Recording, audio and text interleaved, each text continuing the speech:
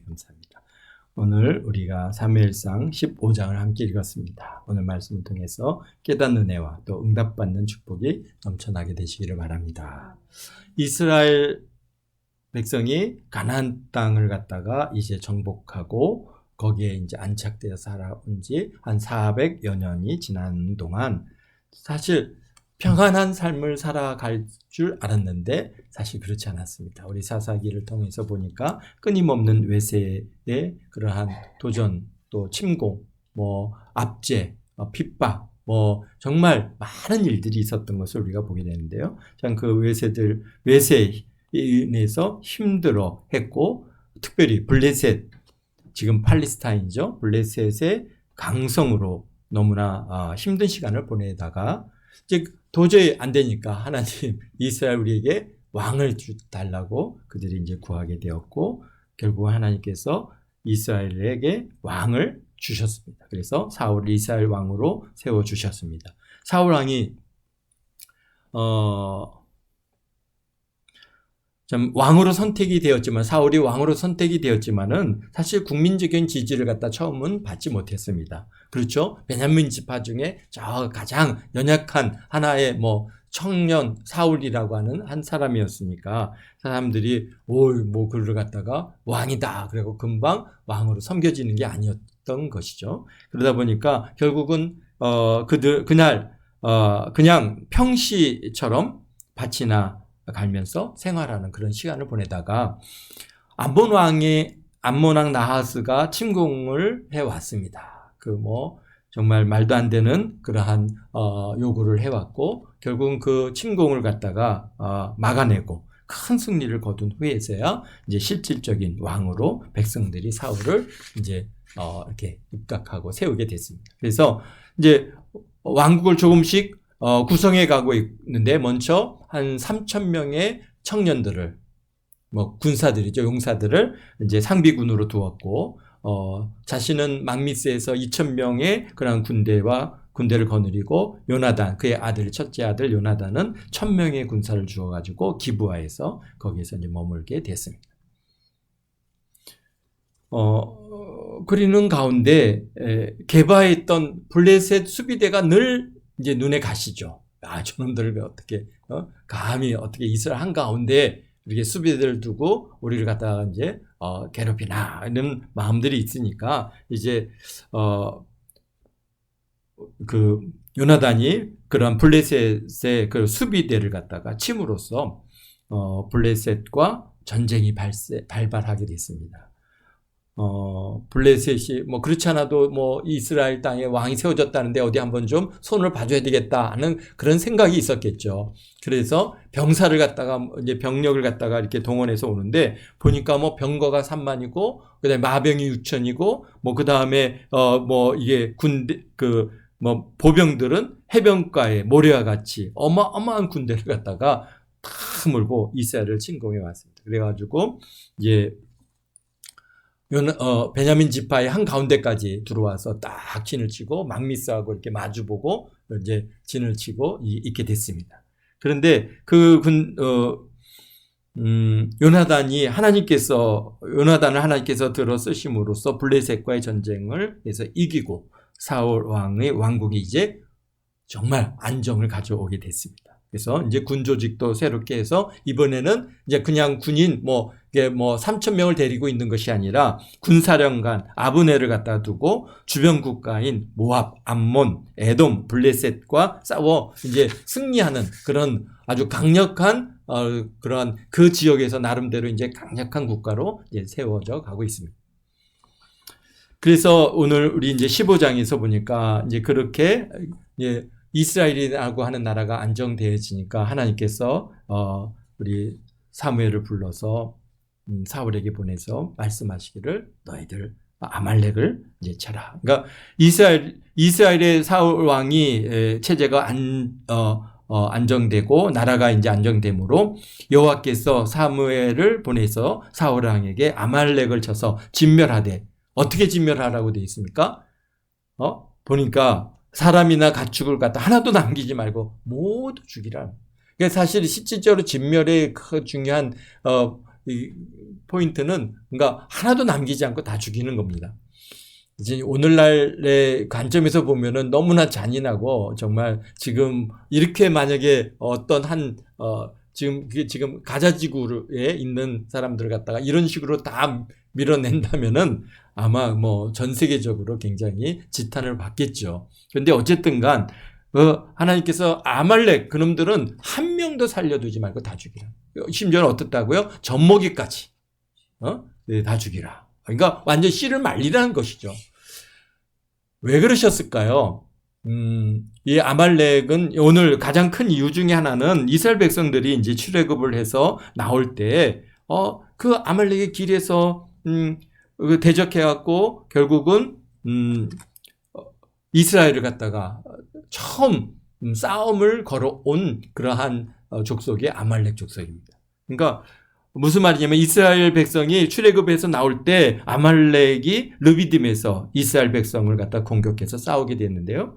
그래서 어떻게 그 싸움을 했습니까? 모세가 아론과 훌을 갖다 데리고 높은 그 산 위에 올라가서 손을 이렇게 들고 있으면은 이스라엘이 이기고 또 손을 내리면은 아말렉이 이기고 그래서 아론과 훌이 옆에서 그 사울의 모세의 손을 이렇게 붙들고 이제 손을 탁 들고 있게 함으로써 이제 아말렉을 갖다가 쳐서 이기는 그런 사건이 이제 있었습니다. 근데 사실 아말렉과의 싸움이 이스라엘 백성들에게 있어서는 굉장히 충격이었을 겁니다. 사실 하나님께서 어떻게 했습니까? 홍해를 건너고 참 이제는 뭐 평안한 시간을 가질 수 있을 줄 알았는데 그리고 더욱이나 뭐 군사력을 갖다가 군인을 갖다가 만들었으니까 이제 막 도망쳐 나온 이런 오합지졸의 이 이스라엘 그들을 향해서 아말렉이 쳐들어오고 더욱이 그들이 그냥 친 게 아니라 그 끝에 있는 약한 자들을 갖다가 쳐서 많이 이제 상처를 가했기 때문에 정말 하나님께서는 내가 꼭 너희들 가만두지 않겠다. 그래서 출애굽기 17장 14절에 보면 이렇게 말씀하시죠. 이것을 책에 기록하여 기념하게 하고 여호수아 귀에 외워둘지라. 내가 아말렉을 없이 하여 천하의 기억도 못하게 하리라. 그렇게 여호와 하나님께서 어떻게 합니까? 지금 여호수아에게 모세를 통해서 여호수아의 귀에 탁 해서 나중에 때가 되면은 아말렉을 쳐서 참으로 그들을 갖다가 이제 기억나지도 못하게 한다. 그래서 얼마나 참 여호와 하나님께서 노하셨는지를 보여주고 있고요. 그래서 사무엘상 오늘 15장 3절에 남녀노소 정말 남녀와 소아와 젖먹이 아기와 우양과 낙타와 나귀를 죽이라 라고 그렇게 명하고 계십니다. 그러니까 완전히 완전히 씨를 마르는 거고, 그 다음에 심지어는 그 가축까지도 그들이 키웠고, 그들이 만진 거는 다, 이거는 정말, 하나님께서 그것조차도 이게, 싫으신 겁니다. 그러니까 다 죽이라는. 야. 결국 사울왕이 이제 백성들을 소집합니다. 다 모여라! 그랬더니 몇 명이 모였다고요? 21만 명이 소집해서 왔습니다. 사실 사울왕이 암몬 나하스와 싸우기 위해서 소집했을 때 어떻게 했습니까? 안 나오면 다 죽이겠다고 그렇게 위협을 하니까 그때는 33만 명이 이제 나왔는데요. 지금은 이제 실질적으로 아마도 그때는 정말 걸을 수 있는 사람까지 다 걸을 수 있는 사람이면 다 나온 것 같아요. 그러나 지금은 이제 이스라엘이라고 하는 왕국을 형성했고 그 다음에 이제 왕으로 있고 이제 안정됐잖아요. 전쟁을 통해서 주변 나라들도 다 이제 제압을 했고 그런 가운데 또 모여라라고 이제 또 소집을 갖다가 하니까 이번에는 21만 명이 온 것으로 봐서는 실질적으로 이제 전쟁에 나가서 싸울 수 있는 그러한 능력 있는 그러한 사람이 아마도 21만 명 정도 되지 않았겠는가 보아집니다. 그래서 그들을 데리고 이제 아말렉성을 치러 가는데요. 그런데 거기에는 누가 함께 살고 있어요? 겐 사람들이 함께 살고 있는 거예요. 그러니까 이제 겐 사람들 불러서 야, 우리가 이제 아말렉을 치는데 너희 그 성에 너희들 같이 아말렉 왜냐면은 사실 아말렉이 겐 사람들의 지역에서 같이 이렇게 엉켜서 살고 있는 그런 족속이다 보니까, 왜냐하면 이스라엘 백성들이 출애굽을 해서 어디로 갔을까? 미디안 광야로 갔잖아요. 미디안 광야로 가서 거기서 머무르고 있는 동안에 아말렉이 집에 들어왔거든요. 그러니까 지금 그 지역에 함께 지금 아말렉과 미디안 사람들이 함께 머물러 살고 있는데, 사실 이 미디안 사람들의 중요한 인물들이 누구냐면 겐 족속입니다. 그러니까 이 겐 사람들을 갖다가 불러가지고 너희들 빨리 이제 나와라. 그래서 사실 이게 겐 사람들은 누굽니까? 바로 이스라엘 백성과 겐 사람들의 첫 만남은 누구냐면 모세와 장인 이드로죠. 그렇죠. 이드로의 만남부터 시작되는데요. 이드로는 어떤 사람이에요? 미디안의 제사장 이드로지 않습니까? 그러니까 미디안 지역에 살고 있는 제사장인 이드로인데, 사실 이 모세를 도왔고 출애굽해서 이스라엘 백성이 미디안 광야에서 머무는 동안에 사실 이 겐 족속들이 뭘 했냐면요, 그러니까 이스라엘 백성들의 길잡이를 했습니다. 그래서 그들의 앞에 가서 여기에 이제 장막을 칠 만한 곳을 갖다 미리 알아가지고 거기에서 장막을 치게 했고, 그래서 그 길잡이를 했던, 그래서 이스라엘 백성을 갖다 안전하게 이동할 수 있도록 그렇게 도왔던 그러한 족속이 바로 겐 족속, 겐 사람들입니다. 결국 가나안 땅, 그들이 계속 끝까지 이제 우리 돌아가겠다 그러니까 안 된다. 모세가 말리잖아요. 안 돼. 너네 없으면 우리가 어떻게 갈지 모르니까 안 돼. 우리랑 같이 가야 돼. 그래가지고 결국은 그들이 어디까지 옵니까? 가나안 땅까지 같이 돌아옵니다. 가나안 땅에 들어와서 이제 게데스 가까운 사하나임이라고 하는 근처에 장막을 치고 거기에 머물면서 사는데요. 하솔 왕의 군대 장관인 시스라가 막 이스라엘 백성들을 괴롭힐 때, 사실 그 시스라를 누가 죽였어요? 겐 족속의 그러한 여성이었던 야엘이라는 여인의 손에 의해서 그가 죽임을 당하는 이 역사. 왜? 가까이 거기에 가나안 땅에 들어와서 같이 살고 있었습니다. 그래서 이스라엘과 겐 사람들 사이에는 화평이 있었고 겐 사람들이 이스라엘을 돕고 우호적인 관계였습니다. 그러다 보니까 하나님께서 이 아말렉을 치려고 하실 때 그들을 갖다가 이제 살려주신 것이죠. 그래서 아말렉 성에 살고 있는 겐 사람들에게 선의를 베풀어 주셨습니다. 사실 지금도 이스라엘 주변에는 이스라엘을 갖다가 공격하고 또 이스라엘과 전쟁하는 적대적인 국가들이 많이 있죠. 주변 국가들이 대부분이 다 그런데 오히려 또 반면에 이스라엘에 대해서 우호적인 국가들도 있습니다. 이번에 그런 하마스와 그다음에 헤즈볼라와의 전쟁을 통해서 이제 내가 과연 어디 편에 있는지 분명하게 그들의 그러한 이게 뭐랄까요, 마음에 이런 이스라엘을 갖다 어떻게 대하고 있는지를 드러내 보여주고 있는데요.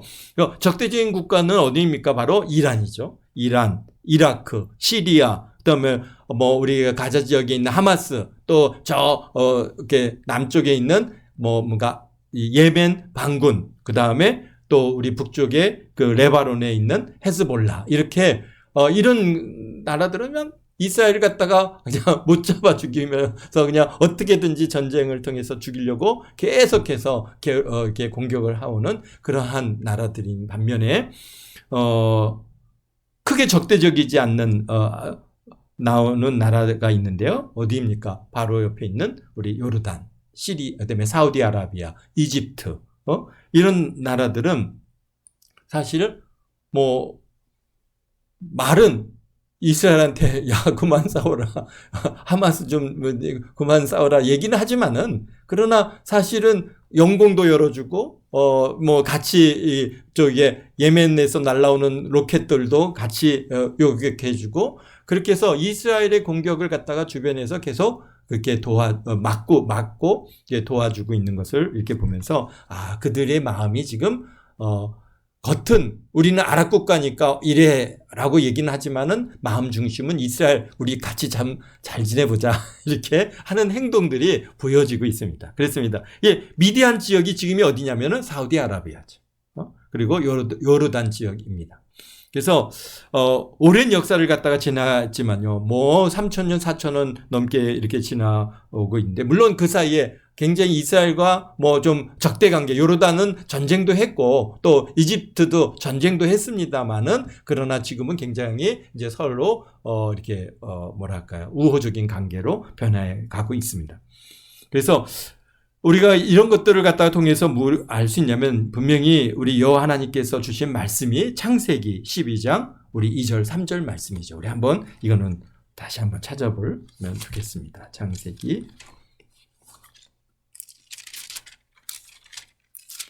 그래서 우리가 왜 이스라엘을 갖다가 이렇게 대해야 되는가? 그 하나님 말씀이기 때문에 그렇습니다. 창세기 12장 우리 2절에서 3절 말씀에 보면 뭡니까? 내가 너로 큰 민족을 이루고 내게 복을 주어 내 이름을 장대하게 하리니 너는 복이 될지니라. 그러면서 주시는 말씀이 너를 축복하는 자에게는 내가 복을 내리고 너를 저주하는 자에게는 내가 저주하리니 땅의 모든 족속이 너로 말미암아 복을 얻을 것이니라 하신지라. 아멘. 아브라함 그의 후손인 이스라엘을 갖다가 하나님께서 이렇게 뭡니까? 복이 되게 하셨고 그래서 너를 갖다 축복하는 사람은 뭐 그것이 사람이든 나라든 족속이든 하여튼 복을 받게 할 것이고 너를 갖다 저주하는 자는 저주를 받을 것이다. 근데 잘 보십시오. 지금 이스라엘을 갖다가 누가 가장 이렇게 도와주고 있습니까? 사실 미국이잖아요. 미국 하나님께서 미국을 갖다가 잘 되게 하시는 것을 우리가 복을 주셔서 잘 되게 하시는 것을 이렇게 보면서 또 반면에 우리 이스라엘을 갖다가 공격하고 저주하는 뭐 하마스, 헤즈볼라, 뭐 예멘 반군, 이란, 그다음에 또 저기 시리아, 이라크, 뭐 더 멀리까지는 뭐 터키, 뭐 이런 나라들이 다 어렵습니다. 뭐 소련이 아니죠. 지금 러시아 얼마나 지금 사실 굉장히 상황들이 어려운 것을 보면서 하나님께서 그들을 갖다가 참 이 말씀대로 그렇게 저주하시고 그래서 그들을 갖다가 어려운 그런 상황으로 던져져 가는 것을 보면서 이거 하나님 말씀이기 때문에 우리가 뭐 이스라엘이 잘나서 그들이 뭐 옳아서 그런 게 아니라 하나님께서 어쨌든 그 이스라엘의 그 중동 땅의 한가운데 그런 가장 연약한 이스라엘이라고 하는 나라를 두시고 그들을 갖다가 하나님께서 이 역사의 중심으로 사용하고 계시잖아요. 그렇기 때문에 그를 축복하는 자 그들이 하나님께서 복을 주신다고 하셨습니다. 그래서 우리 대한민국도 사실은 60년도, 70년도, 80년도까지는 사실은 이스라엘에 굉장히 우호적이었습니다. 굉장히 우호적이었습니다. 뭐 정말 이스라엘을 갖다가 그래서 굉장히 관계가 굉장히 좋았습니다. 그런데 이제 언제부턴가 우리 대한민국 안에 좀 이스라엘에 대한 반유대적인 그런 성향들이 자꾸 나타나는데요. 그래서 이번 그 유엔 총회에서도 사실 우리 대한민국이 이스라엘에 반대되는 입장에서 서 있는 그런 모습들을 갖다가 보여주는데 그러나 유일하게 지금도 이스라엘 편에 서 있는 나라는 미국 하나더라고요. 그래서 그런 걸 보면서 우리 나라가 좀 더 하나님 말씀을 우리가 이제 뭐 세상 정부야 하나님 말씀 앞에 서 있는 것이 아니니까 그들은 이제 그렇게 그게 옳다고 생각해서 그렇게 한다고 하지만은 그러나 우리들은 참 이스라엘 위해서 기도해 줘야 되고 우리 대한민국 위해서 기도할 때 우리 대한민국의 우리 이 땅에 사는 사람들이 이스라엘을 유대인들을 이렇게 뭐 저주하거나 욕하거나 그들을 갖다가 반유대주의적으로 나가서는 안 된다는 것입니다. 하나님께서 지금도 사용하고 계시고 앞으로도 쓰실 것이고 그들을 하나님 말씀 우리 창세기 12장 2절 3절에 주신 말씀처럼 그들을 축복하는 자에게 복을 주시는 거예요. 그렇기 때문에 그거는 변함이 없는 일이라고 하는 사실입니다. 그래서 사실 그 개인 족속들이 그 이스라엘과의 관계가 잘 이루어짐으로써 하나님께서 그들을 피할 길을 주신 거죠. 그래서 우리 8절 9절에 보면은 이제 사울왕이 아말렉 아각을 사로잡고 가장 좋은 양과 소와 어린 양들을 모두 좋은 것은 남기고 그리고 나머지만 진멸했습니다. 그래서 10절 또 11절에 이제 여호와 하나님께서 사무엘에게 사울왕을 세운 것을 후회한다. 그러면서 사울을 왕으로 세운 것을 후회하노라. 왜 그렇습니까? 그가 돌이켜서 나를 따르지 아니하며 내 명령을 행하지 아니했다.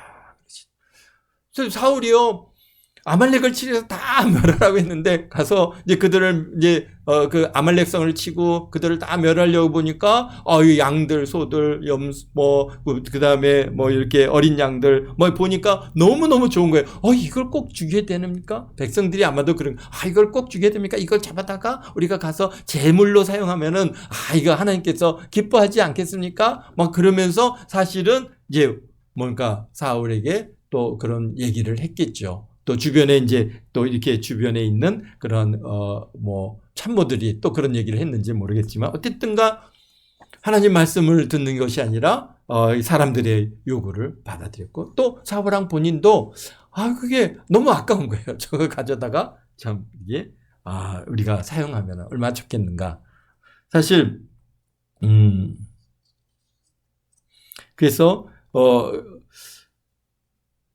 여호와 하나님께서 사무엘에게 나타나서 이제 왕 세운 것을 갖다가 내가 후회한다. 내가 이제 그러니까 사무엘이 밤새도록 세워가며 여호와께 부르짖었다라고 그렇게 말씀하고 계십니다. 그리고는 사무엘이 사울을 만나러 갑니다. 그래서 만나서 묻습니다. 어찌하여 왕이 여호와의 목소리 청종하지 아니하고 탈취하기에만 급급하여 여호와께 악하게 여기시는 일을 행하였습니까? 라고 우리 이제 19절에 이렇게 묻으니까 사울 왕이 대답을 하는데, 사실 대답이 아니라 변명을 갖다 20절에서 21절에 이렇게 말합니다. 뭐라고 합니까? 여호와께서 보내신 길로 가서 아말렉을 진멸하였습니다. 진멸했대요. 근데 여호와는 왜 하지 않았느냐 그러는데, 나는 진멸했다. 그러니까 사울 왕의 관점에서는 이 정도 하는 게 진멸이라고 생각한 거예요.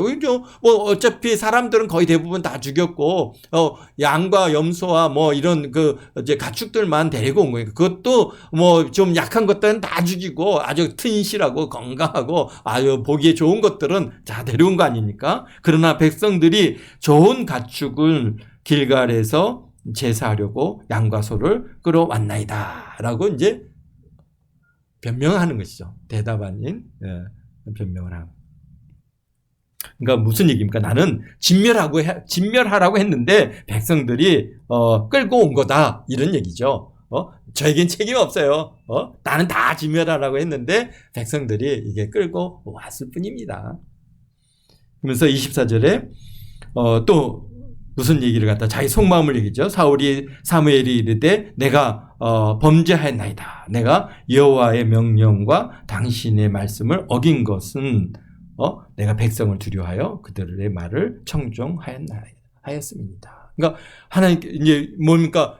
사무엘 선지자가 사울 왕한테 하나님의 말씀을 듣는 것보다 하나님께서 제사를 더 좋아하겠느냐? 순종이 제사보다 낫고 듣는 것이 순양의 기름보다 낫다고 여호와께서 그렇게 말씀하신 것을 왜 그렇게 아주 강하게 책망하니까 그제서는 내가 백성을 두려워해서 그들의 말을 갖다가 청종했습니다.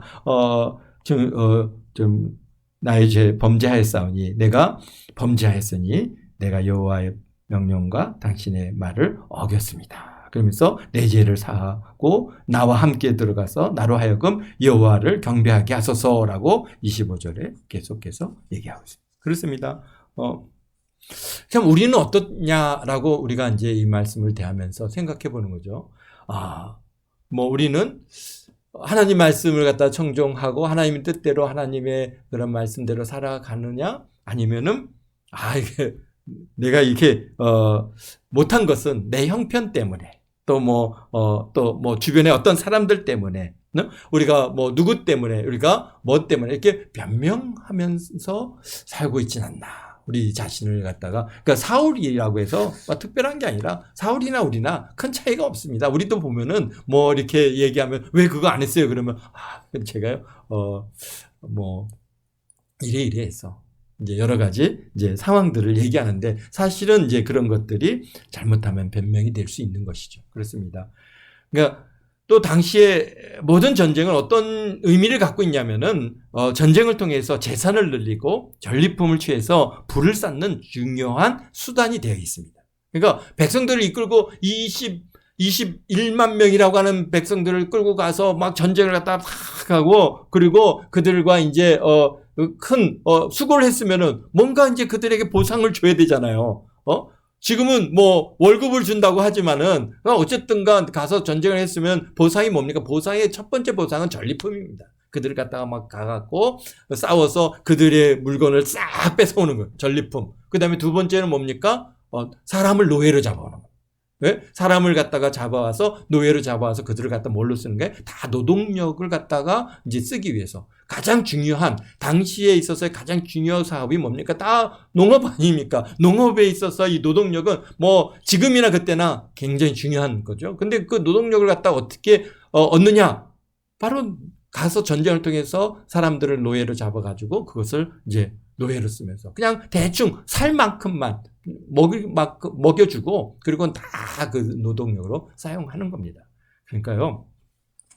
그래서 그런 전리품이 있어야 되는데 수고의 결과가 있어야 되는데 다 진멸하면은 사울왕이 줄 게 없잖아요. 그러면 백성들이 원망이죠. 왕이시여 우리가 이렇게 수고했는데 뭔가 우리에게 이렇게 좀 뭔가 이렇게 보답이 있어야 되지 않습니까? 라고 할 때 그게 그래서 백성들을 두려워했다는 겁니다. 그래서 이런 세상적인 관점에서 모두를 진멸하는 것은 수고에 대한 보상이 없기 때문에 백성들의 눈치를 살필 수밖에 없었지만 영의 싸움에서는 결코 사람의 방법과 수단과 목적이 완전히 다르다는 것을 우리가 명심해야 되는 것입니다. 내가 이만큼 수고했으니 이런 대우를 받는 것이 당연하다. 우리가 이게 세상 방법은 그렇죠. 내가 이만큼 수고했으니까 이런 수고의 대가를 받는 게 당연하다 하지만은 그러나 영적인 세계에서는 아니다라는 것이죠. 왜 그렇습니까? 누가복음 우리가 17장 10절에 그 말씀을 중요한 우리에게 볼 말씀으로 주시는데요. 뭐라고 합니까? 이와 같이 너희도 명령을 받은 것을 다 해간 후에 이르기를 우리는 뭐라고요? 그렇죠. 무익한 종이라. 우리의 하여야 할 일을 한 것뿐이라. 할지니라 라고 우리 예수님께서 우리에게 친히 말씀해 주신 겁니다. 그러니까 사실은 우리는 이 세상의 방법은 당연히 대가를 갖다 받고 나는 이 정도 이렇게 수고했으니까 이런 대우를 받는 게 마땅하다고 얘기하지만은 그러나 하나님 나라의 법칙에서는 그렇지 않습니다. 하나님의 말씀에 순종하고 이 엄청난 일들을 행하고 나서도 우리는 무익한 종입니다. 우리가 해야 할 일을 했을 뿐입니다. 라고 그렇게 하나님 앞에 나아가야 한다는 거예요. 그런 겸손된 마음을 갖지 않으면은 그러면 결국은 어떻게 합니까? 하나님을 원망하게 되고 왜 하나님께서 내가 이렇게 수고했는데 이만한 결과가 안 나오면은 금방 원망하고 그것에 대한 이제 불만이 쌓이게 되고 결국 하나님을 떠나게 되는 많은 사람들의 그 배경과 그 깊이를 이렇게 들여다보면은 내가 이만큼 수고했는데 뭔가 그것에 대한 그런 대가나 그런 뭔가 결과가 나타나지 않으니까 그것에 대해서 불만하게 되고 결국은 그로 인해서 주님을 떠나게 되고 상처받고 왜 상처를 받습니까? 난 무익한 종입니다라고 그렇게 그런 마음을 갖고 있다면은 상처받을 일들이 뭐가 그렇게 많겠습니까? 그런데 내가 이만큼 했는데 내가 뭘 위해서 이렇게 수고했는데 나를 갖다가 그렇게 대우 안 해줘? 이거 봐라. 그러면 거기서 상처를 받는 거죠. 그렇습니다. 사람들 속에서도 다 마찬가지고 사람 때문에 상처받았다. 목사님한테 상처받았다. 다 그 배경 깊은 배경은 바로 이겁니다. 내가 그것에 수고했는데 목사님은 그거 못 알아주대? 이 세상에 말이야. 어떻게 이럴 수 있어? 그리고 나 목사님 때 상처받았어. 그러고는 교회를 떠나는 일들이 발생하는 것이죠. 그렇습니다. 이렇게 나는 무익한 종입니다 라고 하지 않으면 결국 사울왕과 같은 일을 행하게 된다는 것입니다. 22절에 우리 인생의 중요한 표를 주시죠. 뭐라고 하면서 인생에 있어서 우리에게 중요한 22절 뭡니까? 순종이 제사보다 낫고 듣는 것이 순양의 기름보다 낫다. 우리가 늘 마음에 새게 됩니다. 하나님 말씀에 순종하는 것이 중요하지.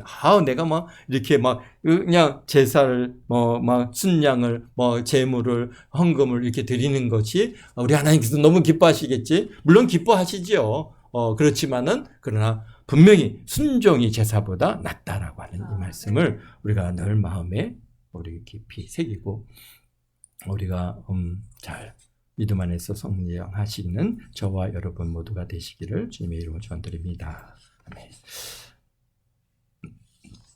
네, 시간이 여기까지만 하겠습니다. 기도하겠습니다. 거룩하신 아버지 하나님,